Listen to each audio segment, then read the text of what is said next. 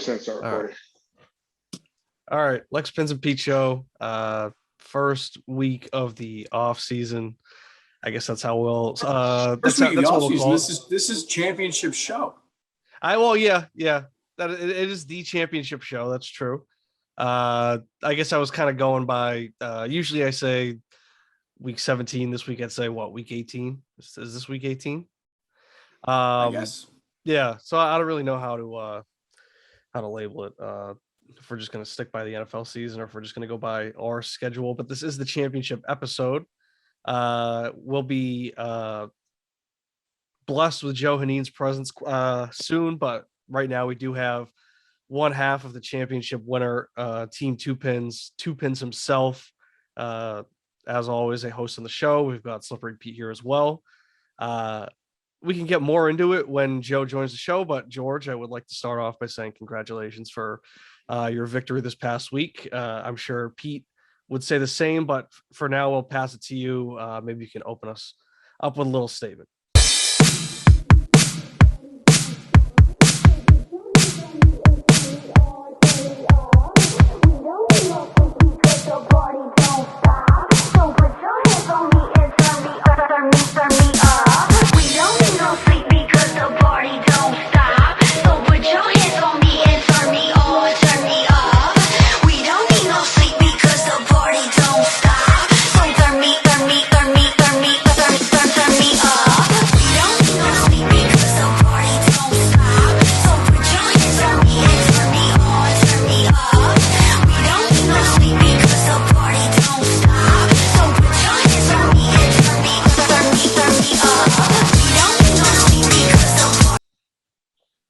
Yeah, I mean, honestly, just a good year overall. Thought we had a lot of fun. One of the owners got kicked out. We had fights about family parties. We had a new podcast get started that was really taken off the ground. We had Pete get exiled. We had Pete being a scumbag. We had all types of versions of Pete this year. We had our massive bro ups. We had Mick Murrow going on vacation in the middle of the season. So I thought it was a great year overall. It was good to end with Mikey, somebody who has literally and figuratively been like all over my DMs, all talking to me. So it was good that we were the last two in it.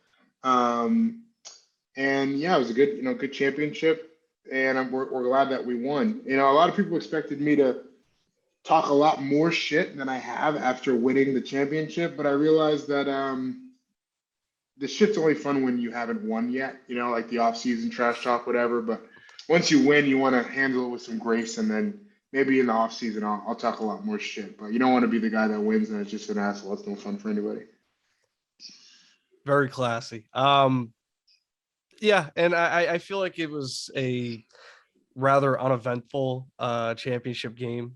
I shouldn't say that because there was one huge event, I'd say, but just as far as from a competitive standpoint.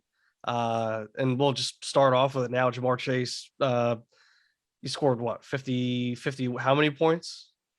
50.1. Yeah, once he did that, 50.16. Once he was around 30 at like around halftime, it was starting to feel like maybe things were going to get out of reach for Mikey quickly. And then once he finished with 50, it kind of just felt like it was already over.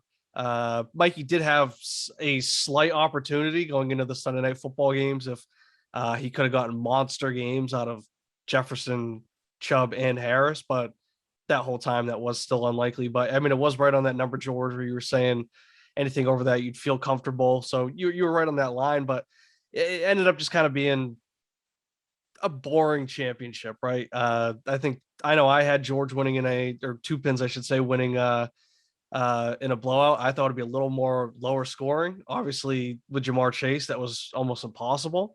But yeah, Mikey, maybe the saltiest boy ever. He was conceding pretty early for no reason. He was lashing out a little bit. He was not mad, but he was very mad. Pete, what's your reaction to this past week? No, I mean, first of all, yeah, congratulations, George. Joe, you're not here, but congratulations to you. Definitely earned it. Best team at the end of the day, and probably the best team going into next year. But I do think it's poetic that Ja'Marr Chase is the person that killed Mikey in the playoffs when Ja'Marr Chase was the one that Mikey passed on in the rookie draft for Justin Fields.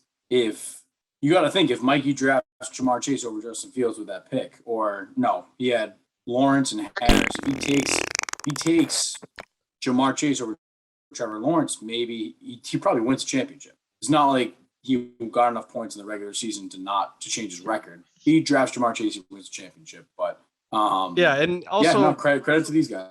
Also, at the end of the day, Mikey was starting Andy Dalton in the championship round. Yeah. Trevor Lawrence was on his bench.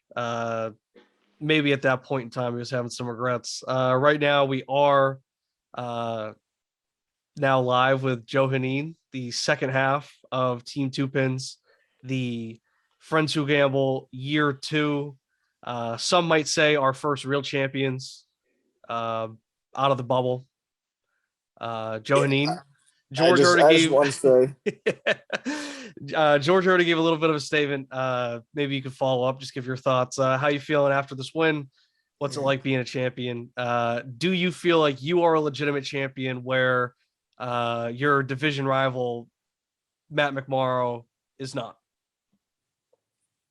All I want to say is we're like 17 days behind on our off-season work. So that's actually why I was late. I was at Mass Maritime scouting the D3 team to see, just in case for our rookie draft, that's coming up.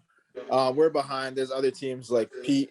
He's obviously not on this call. I don't see Alex and Kieran. But yeah, we are. Those guys had a lot of time to prepare for the offseason. We're just behind. So, but yeah, winning championships cool. Obviously, that's what we worked for all year. We put in tons of work. But we got to get right back to it, right into the offseason, prepare for the rookie draft. Well said as always. Pete, do you have anything to say to Joe? That's a longtime rival of yours. You've already congratulated George. Would you like to also extend a congratulations to Joe as well? Yeah, Joe, congratulations. I got to say, during trade talks with you two in the regular season, it did seem like you have the handle on this team. I think George does a lot of talking. He's kind of the front man, but I really do think you were the brains behind. I mean, you squashed multiple trades that George agreed to. So I kind of think the biggest congratulations goes to you, Joe. Congratulations. Yeah. George, you got anything to say about that? Yeah, I mean, listen, we play to win the game. The thing about Joe and I is, it's not a credit business. It's about the results on the field. And our guys go out there, they lay it on the line, and that's why we have co-owners. So, whether it's me or him, looking at the trade, as long as we get the right deal in the end, that's what we're looking for. I did have one question. Oh, whoa, you're just going to cut off our guest? That's the champion that's talking. Yeah. No, my fault. Yeah. Well, I just want to say we're Pinz/Pins for a reason. You know what I mean? You don't know if the S or the Z comes first. So we just work together. That's the whole thing. That's been our motto since day one, Pinz/Pins. We actually came up with a little saying. This was, I don't know, Joe, when did we come up with this? This was probably like high school or college. We were talking one time. We were like, say something like teamwork makes the dream work. That's kind of what we used to say, in college. And we kind of stuck with that and just kind of made that our motto. So I don't know. You guys can use it if you want to, when you're in different situations. But something we came up with in college, and that's kind of how we go by it. That's a good motto. All of our mottos have kind of stuck since me and George have met. There's teamwork makes the dream work. Do your job. We started in 2014. Yeah. Everybody looks the same in a sweatshirt. Some people try to copy it. No, that's like mine. That's just like mine. Most people look similar in sweat attire. Which obviously hasn't stuck around at all, but But yeah, it's just our thing. We just make mottos and win championships. So is that maybe the new motto? 2 Pins, making mottos, winning championships. That's something you guys can put in the locker room or something. As you're walking out to the field, you slap that. Yeah. Any reaction to Mikey Bowen? His reaction to losing the championship? Giving up at halftime of the 4 o'clocks. Yeah, there were some questions. Some thought that maybe 2 Pins was declaring victory too early. Friendswhogamble.com, they called the match overnight after the Sunday night football game. Some thought maybe that was a bit premature. Some thought maybe that was a chance to maybe try and jinx them. I never saw it that way. But Mikey Bowen also was kind of conceding the match pretty early, and he was making it very clear that he was not mad. He was still winning money. He was mad. Unlike some of us. And yeah, most importantly, he was not mad. George, that's a good friend of yours. It's somebody that you spent a lot of time sliding into his Instagram DMs. Did you guys talk at all during the game, after the game? Did you get any type of additional reaction from him? Mikey's a funny guy. Mikey did DM me and said basically, he said GG's. I said, we're going to, play this thing out to the end there. And then as soon as things started turning around a little bit, I did start to, get some rumblings. I'd only need this, I'd only need that. And I was like, bro, I don't really care at this point. You've already kind of given up. But, we always try to just focus on things that we can control. So when we saw Mikey in the group chat, doing, saying whatever the things that he was saying, some of them very mean about, some of our co-owners and the way that we put together our team, we just kind of focus on what we had to do and the opportunity in front of us. But that was very weird. The GG's guy in the fantasy chat is always just like, stop. Just get some. Well, he had a lot to say about you guys. Saying that maybe you guys shouldn't have been in the league. You said we should get kicked out. That was that was a lie. I think that was a bridge too far. Well, he wasn't mad though. He wasn't mad. Yeah, no. Some might say that he was lashing out. I wouldn't say that. I thought that he handled it with poise, and he was very humble in defeat. Joe, did he ever reach out to you and congratulate you on the victory? The only time he actually reached out to me was midway when he said that I started talking and that I should have been in the league and all that stuff. But again, no hard feelings. It's all part of fantasy football. I know how it gets. Emotions get riled up. So no hard feelings against Mikey, the rest of that team.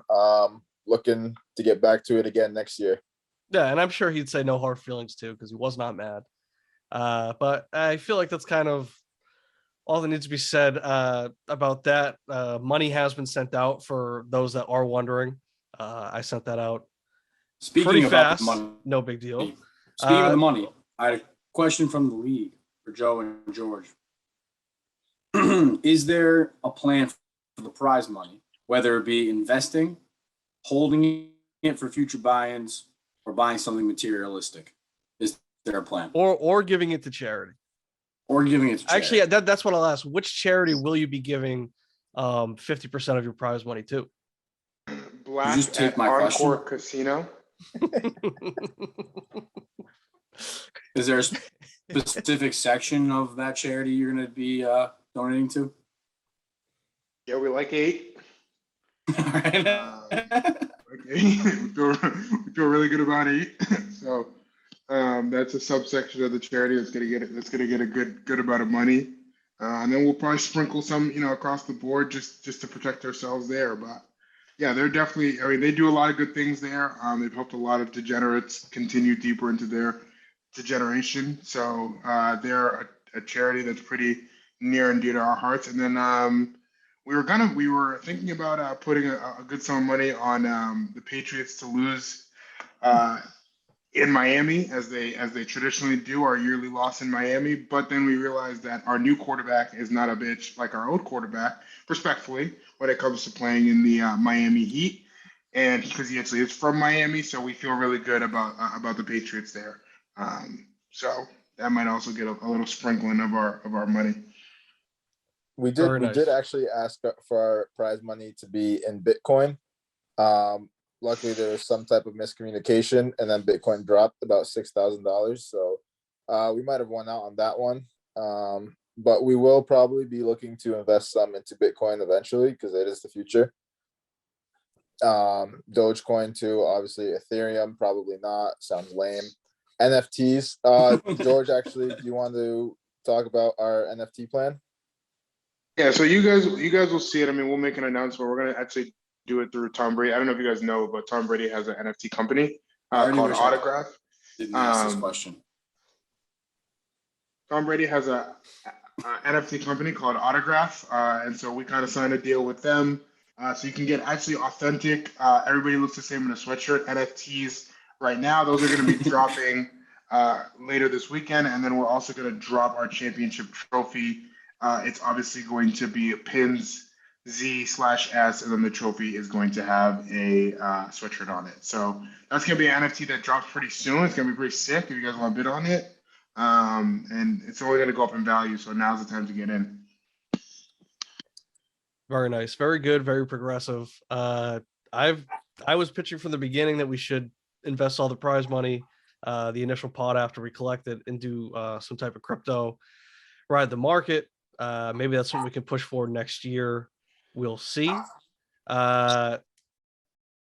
Speaking of next year, I guess we can kind of just transition to the next topic. Joe, you're free to stay if you want. You're also free to go. But I figure now we can talk about Slippery Pete's mock draft. Hey, Joe, can I say one last thing to Joe? Yes. Joe, you should stay and try to say something entertaining, because there have been talks. And listen, I'm not the one talking. All right, you know me. We're good friends. But there have been talks out there. These are just cold hard numbers that your show was the least viewed of all of the shows that we've done. Those are cold hard numbers. Those are ratings that came out. I don't do the ratings. We have a ratings guy named Alex. He does the ratings really good at it, actually. Stand-up guy. Love One Alex. of the interns. And he did the ratings, and they came out. Your episode was actually the lowest rated that we did all year. So hopefully you can make up for that in this episode. Now, I do want to respond to that. Is this whoever rated me the lowest actually is a bum, absolute bum. It's just views, Joe. It's just views. They're just mad that I'm not. There's no one doing ratings on the shows.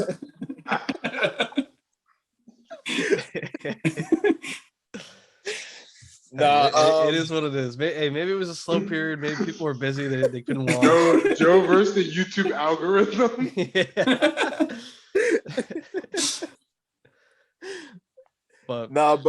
Yeah, I mean, it's true. It's true. The league's better when I'm in there and talking. Mikey made the point that why am I just talking now? Obviously, it's just how it worked. I just got out of school, so I have more free time in my hand, more time to talk shit. Sorry if we can't swear on the podcast, but yeah, I will be in the group more often now. I will be getting on more people's nerves. And the Pinz will be back at it. Well, it's very good. Once again, congratulations to Team 2 Pinz. Maybe they'll repeat. Maybe they won't. Who knows? Some are saying that Mikey Bowen might be coming back for more. He might be petitioning to really get you guys out of the league now after everything that you guys pulled at the end of last season. We'll see. He's not really mad about it, so maybe he'll drop it. I guess for now, though, we can move into Slippery Pete's mock. Pete, are you ready to discuss your latest piece on friendswhogamble.com? Yeah, I'm always ready to dive into the mock draft game. Let's go. I mean, that's my wheelhouse. So obviously you guys read it. George, I know based off pre-show bullshit and that you definitely have a problem with it. But I want to focus on the top 4 picks. Top 4 picks. What do you think of my top 4 picks mocked? So let's lay it out first. Top 4 picks in order. You got Team 3 taking Kenneth Walker, the third. Second overall, you got Snake Bitten taking Breece Hall. Third overall, you got the Occasional Virus taking Garrett Wilson. And fourth overall, you have Team 3 taking Kenny Pickett. Can you just what was your question again? Well, I just want to get your opinion on those top 4. George, you're questioning the accuracy of the mock. Yeah, George, I'll let you start because you did seem to have some thoughts. What pick was it? Did you say first overall was like the worst pick ever? Did I even say that? I don't even think what they're talking about is pre-show. I came on and asked, all I asked Alex was whether or not he was essentially trying to create some additional content by maybe having a spicier mock draft in the beginning that's more unrealistic, and then continuing to refine it into a more realistic draft as they went along. And that's turned into me being the biggest Pete mock draft hater on the show. But that's all I was saying, really. All right. Maybe I misread it. All right. Well, Pete, how about you walk us through the process and kind of how you got here? I think it is kind of a fair question. Do you feel like maybe you are using this as somewhat of a propaganda machine, and maybe you're trying to manipulate the opinion of maybe some people that are reading the mock draft and they're trying to get an idea of what they're doing? I did the mock draft fair up, straight up, honest, how I thought it could go. The strategy I took to it was team 3. They own 5 picks in this first round, right? So I just figure out what strategy they're going to go after because they're going to shape the whole round. They have a stable of young wide receivers. So my whole thing was basing team 3 strategy around trusting their young stable wide receivers and going after QBs and running backs instead, which is why I have them taking Kenneth Walker number 1. I think he's the best running back in this draft, clear-cut RB1. And they're going to be able to get their quarterback on the top of their board at 4 anyway, because Simcoe and Vibers in between at the 2 and 3 spot, they're all set at quarterback. So they're not going to take anyone.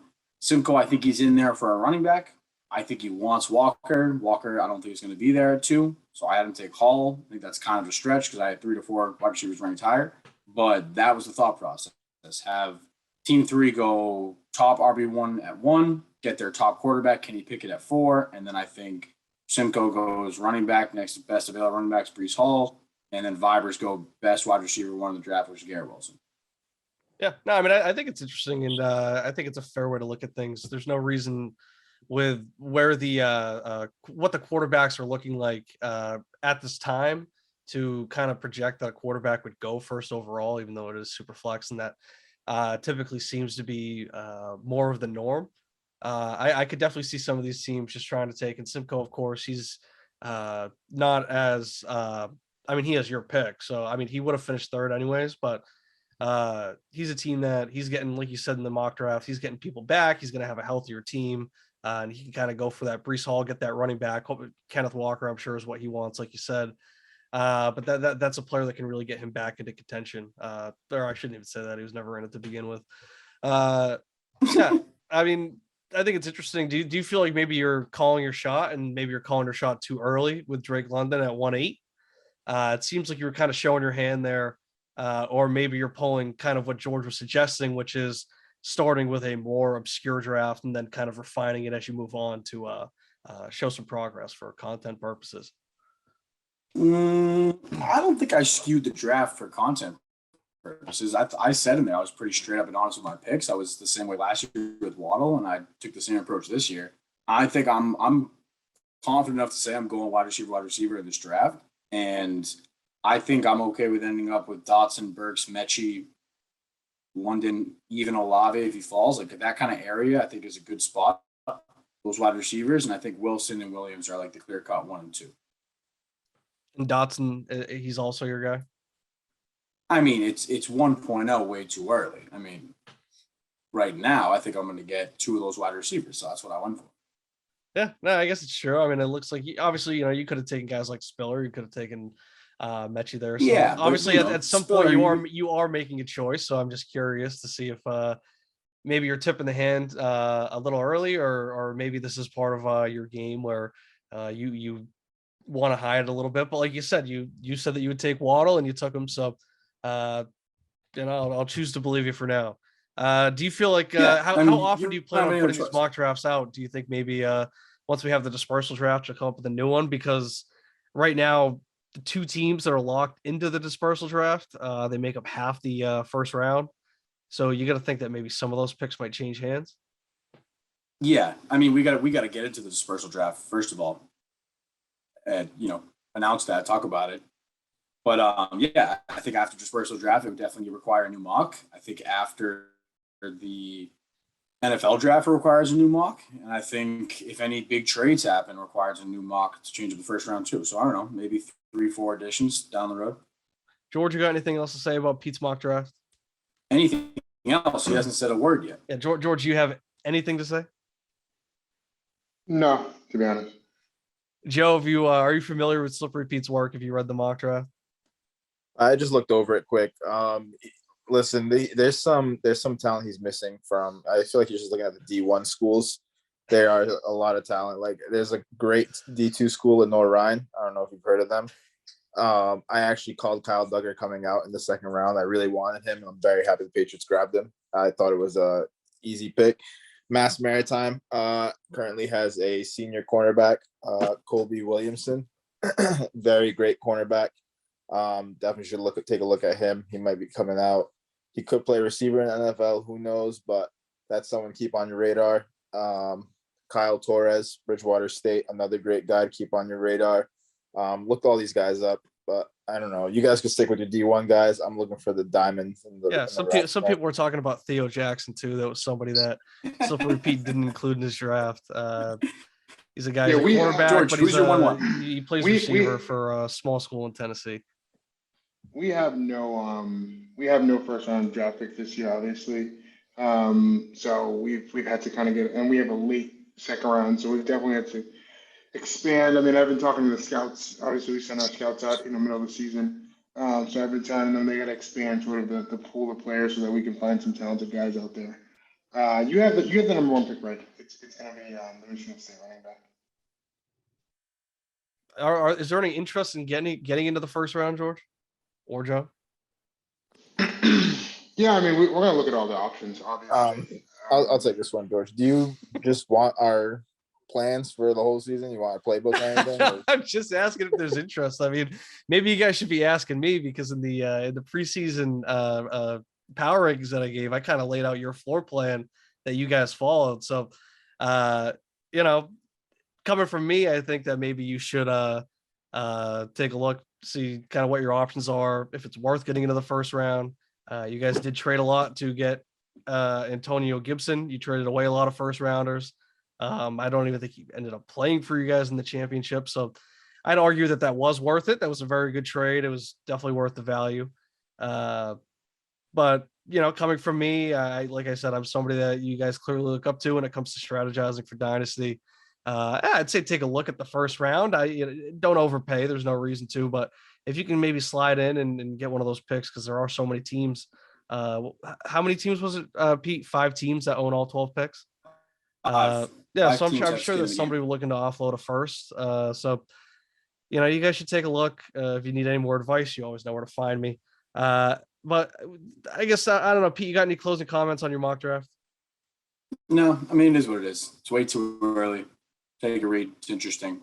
Yeah, it seemed to get good feedback from the league. Mikey Bones said good job. I didn't see it. Thank him.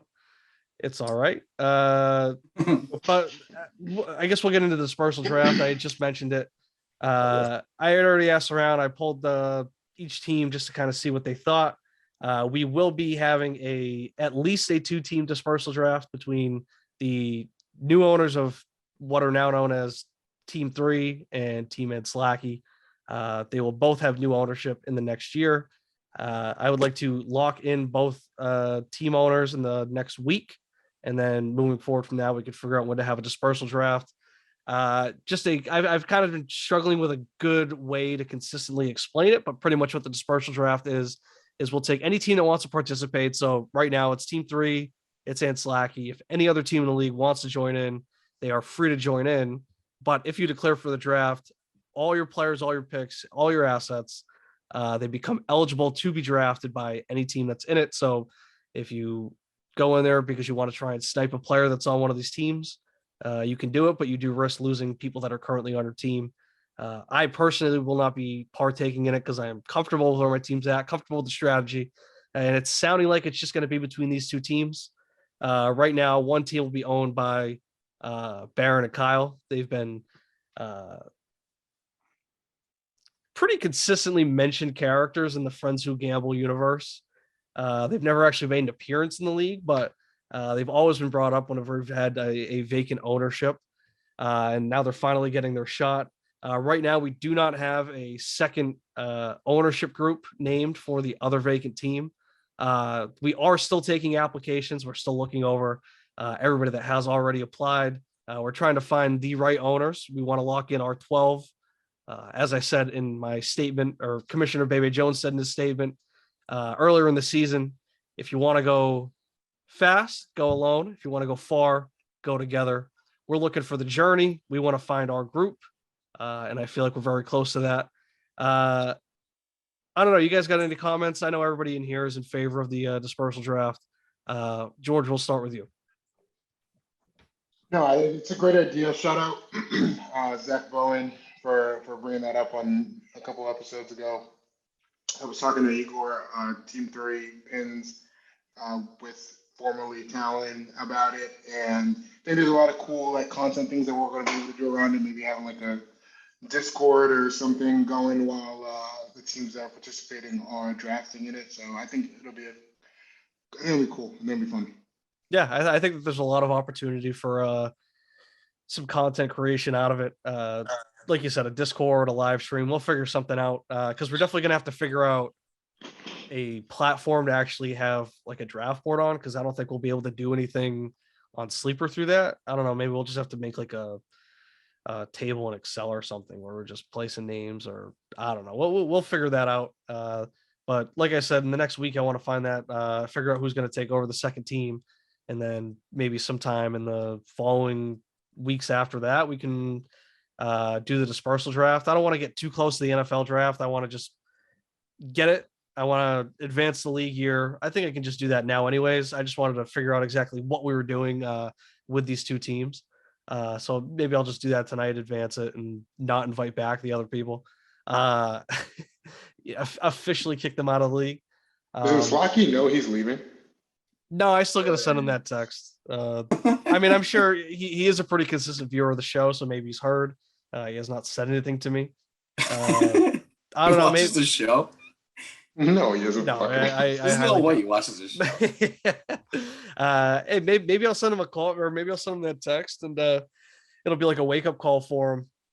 Don't even tell him. Just kick him. See if he knows. That's kind of what I've been wanting to do. I've been just curious to see how long it would take them to notice. I think we'd at least get to like NFL draft time before they said anything if I were to kick them out right now. Yeah, it'll be interesting to see. But yeah, I'm just gonna send him a text and say, hey, no hard feelings. You just gotta go.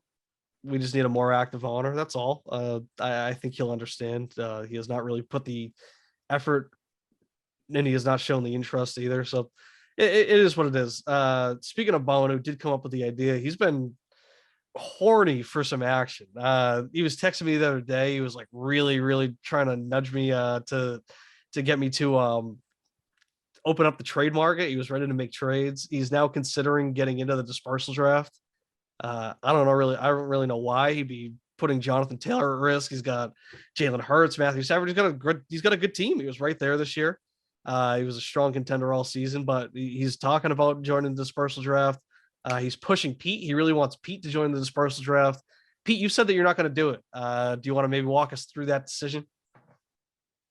Yeah, I just don't like it. I'm confident in my rebuild and confident in the picks I have and the positions. And I think there's a lot more room for disaster than gain if I jumped in. I also just don't really trust my drafting skills that well. Can you are you locked into to the full rosters, or is there any chance that there'll be some protections offered? I don't know. I've thought about it because question. other team owners have asked if there would be protected picks, because I think if we did protected players, and I think if we did do that, it would maybe get a little more interest from the other teams. But at the same time, I'm almost hesitant to allow other teams to jump in. Part of me feels like this should be more about these two teams and giving them an opportunity. Yeah, I also don't want, like, I'm confident in my rebuild and I'm gonna be on top of this league one day, and I don't want people to say it was because of the dispersal draft. I want to win on my own with what I did. So it's kind of more of a pride thing. Very respectful. Yeah. Like what me and George did. Just asking. Yes, exactly. Actually. No, I could respect that, Pete. But question KB, about I do have some questions for management. Joe, what's your question? You go first. The assets. Sorry, Pete. The assets portion. I don't really know how many like picks those two teams have, but they all also go into the draft process, or is it just players? Yes, I think it should be everything. Picks, players. If somebody wants to, I mean, what? So team 3, they have 5 first rounders, and Slacky has just their first rounder. So that's 6 picks right there. If somebody, say team 3 just wants to get all those picks back and whoever takes over in Slacky wants to just go after those players, then they can do it. If they want to split it up and somebody wants to grab Tyreek and then grab the 4th overall pick or something, then go for it, right?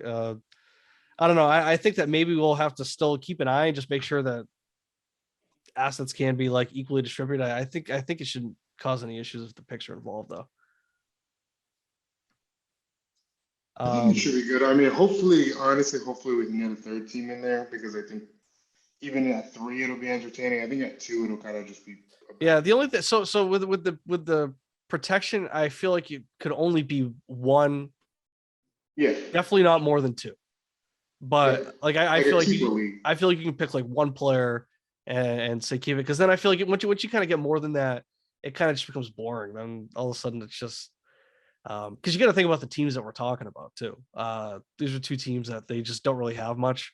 Obviously, Team Ed Slacky still has some star power, but yeah, it's like, I mean, if like look at Team Ed Slacky exactly. So say whoever takes over that wants to protect Tyreek and Calvin Ridley, and then all of a sudden it's like, all right, now I don't really care about what's going on in the draft. So maybe we could do one player and see if that gets any interest, if that makes any teams want to hop in there and suddenly try the dispersal draft. But yeah, we'll give it a try. Why? What were you thinking, George? You think one? Yeah, I think one protection might garner some interest.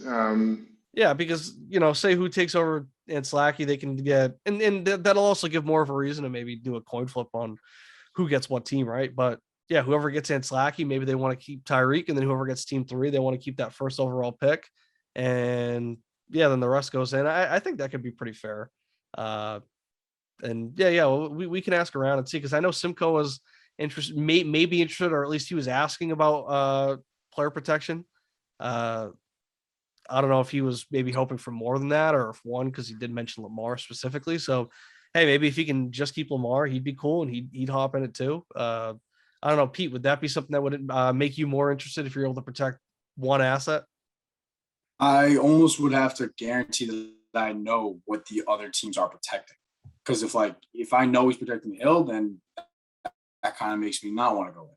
Plus, I've got guys like Watson that I don't want to, I'm not going to protect Watson, but he's not going to get drafted high in the dispersal. I could lose him. I could get rid of him, sell him low instead of wait and see if he goes back up again. So yeah. I'm almost 99% sure I'm not interested in the. Yeah, and I don't really know how we could kind of do that, let you know who they're going to protect, right? We'd have to. Yeah, and then you draft order, I don't know if I'm getting 1st pick, 3rd pick.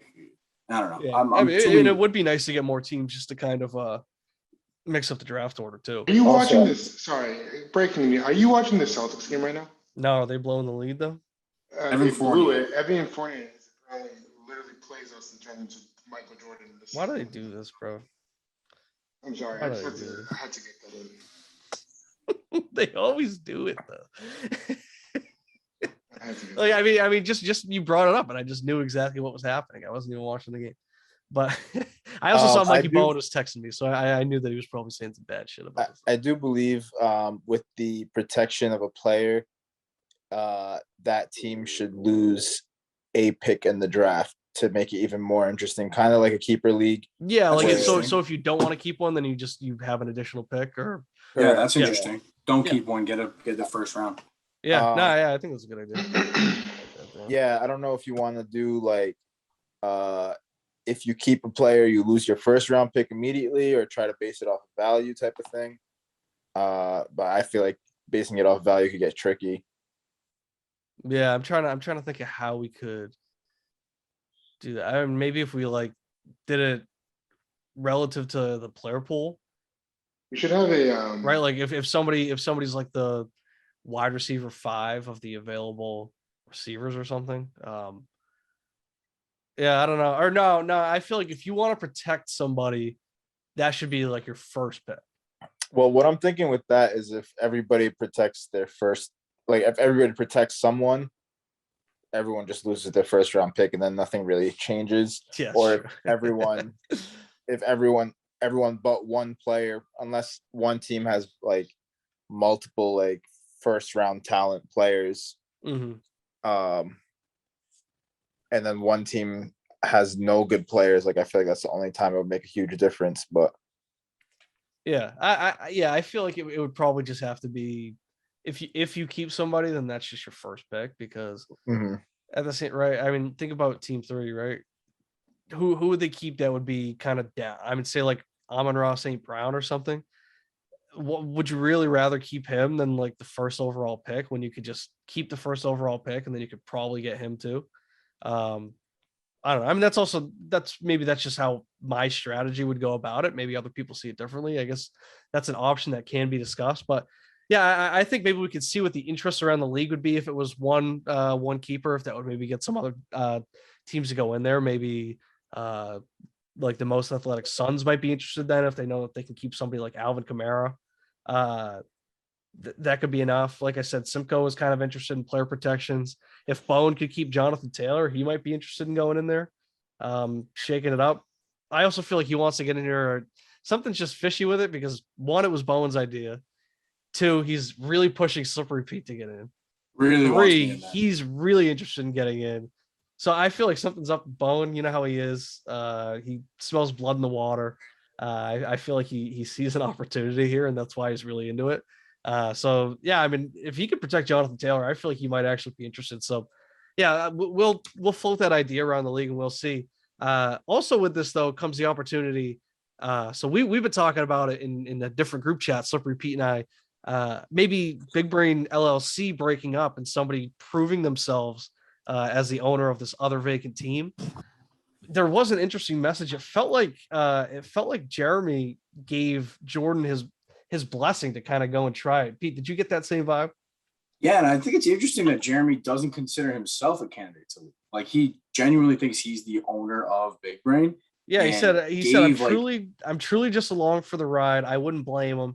You should consider it at Jordan Menard.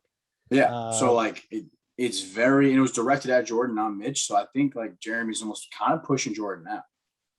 Yeah. George, what do you think of Big Brain? Do you think maybe they could break up? Because the thing with them too is they were also in the same group chat. They're bragging about how they're the only team that's won money in both years. Anyone that's been paying attention would know that that means that they finished in third place both years, which also means that they got their buy-in back, which means that they just broke even. Um,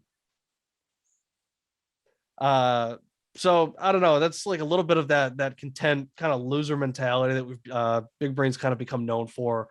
They came on here on an open forum and admitted that they were afraid of the Zits. That was a team that they feared greatly and didn't want to see. I don't know, George. What do you think? Do you think maybe some of these factions? It doesn't just have to be Big Brain, but these other teams. I mean, look at you two. You guys just won a championship. Maybe like a Brady Belichick thing. One of you guys wants to prove that you can do it on your own. Do you think one of these teams that has a larger ownership group, greater than one, could maybe disperse and take over one of these teams? I think if you make it an option when you're dispersal, I think anything's possible. I really do think anything's possible. I think if we make it not only dispersal but also there's only one team still right now, right? And just be like, hey, one team's locked in. You can break off another team and get one of the other teams. I think people would be interested. I do. Yeah, would be interesting. Yeah. So yeah, I think maybe we'll make like an official announcement, or I'll do some type of polling. Like I just texted everybody today, see what they thought, but I'll do some canvassing around the league and see if maybe we can get somebody else to join in with this new stipulation. I think. Yeah, I'll ask around. I don't want to make I'm not even allowed to make executive decisions anymore. But I think that's an idea that we'll start really pushing for, because I think that'll be a good way to get some teams interested. There were reports throughout the season, I want you guys to remember, of the Vibers having some tension within their building. Some people saying that Igor was making all the decisions and Talon was just there for a ride, and others saying vice versa. So that might be a team to watch that could split up in the future off of internal discussions. But yeah, and I'd love to have Talon on the show. The one time I talked about the show with him, he told me that he thought that was a joke that we were making. He didn't actually have one, so I don't know if we'll ever be able to get him on here. But yeah, I feel like that's everything I got written down. I don't know if you guys have anything left to say. I think maybe next week we can maybe take a look at some teams and see what's next. I don't know, maybe some type of I don't know if we should do like a season report card, maybe grade their season, or just maybe see what's coming next for them. Maybe next week, hopefully by next week, we'll have some news about who the second team will be, and we'll have more details on the dispersal draft. If anybody else gets to join in. But I don't know, you guys got anything else to say? Another team people should look at during their rookie draft analysis is the Manhattan Jaspers. This is very true. Some people tell me that I am the biggest fan. I like to push it off. I don't like to take that type of credit, but that's a team I've been following for a while. I tweet about them all the time. I actually changed my Twitter name to Manhattan Jaspers biggest fan. I changed it back, obviously something different, but I don't want to get into that. But that's definitely a team I would look into as a player in this or owner and manager in this fantasy league. Yeah, and I'm sure that you found out about their football team because of the Cape Cod to Manhattan pipeline that there is for football. They did once have a small, scrappy quarterback. He was quite a playmaker. Flag football, he was a semifinalist. Could never win the big one. Did have some game-winning or pass breakups, but if you know about him, good for you. You got to see quite a football player. But I think we'll call it there. I'll start working the phones around the league, seeing what people think about these new dispersal draft ideas. Once again, I just want to say congratulations to Team Two Pinz. Congratulations to Team Two I'll Pinz. give a round of applause. I think now the season's officially over, so we can move on, not really talk about that championship anymore. We don't really focus on the past. That is now in the past. We're on the next season. But once again, congratulations to Team Two Pinz. I know you guys are already looking ahead for next year anyways. Pete, great job on the mock draft. It was a pleasure going over that with you. Once again, this is Lex Lumpkin, Slippery Pete, Two Pinz, Joe Haneen, league champion, the Lex Pinz and Pete show. We're now in the off season. All right, I'll stop recording.